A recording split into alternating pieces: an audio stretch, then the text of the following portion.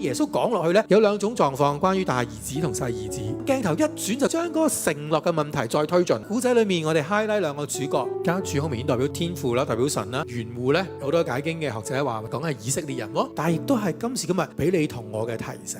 作為一個園主，你睇下佢點樣收租34節，收果子嘅時候近啊，唔係喺任何時間，即係唔係去到1個月就要俾一次租喎，擺到明你有果子，佢先至走嚟問你攞果子收喎。你話幾好啊？你想唔想租呢個田啊？做得過，梗係有興趣啦！如果我哋對應翻我哋同天父嘅關係，其實神就係咁樣愛我哋嘛。神就想我哋同佢有一個合作嘅關係，同埋佢會想我哋回應佢咯。唔係要我哋俾一啲我哋俾唔到嘅嘢，佢係睇住我哋喺適當嘅時候成長到嗰個位置，結出一啲果子嘅時候，聯繫翻種人果子啦。加拉太書第5章第22節9個特質，你要面對真相、疾惡如仇，渴慕更新，先係真正嘅悔改啊嘛！家主天父俾我哋一切嘅嘢，佢係想我哋嘅生命進步，同埋結果子好大關係，就想我哋做一個好嘅園戶，唔係一個係一班人，好好面對生命嘅狀況，好好去改變，選擇跟隨主嘅時候，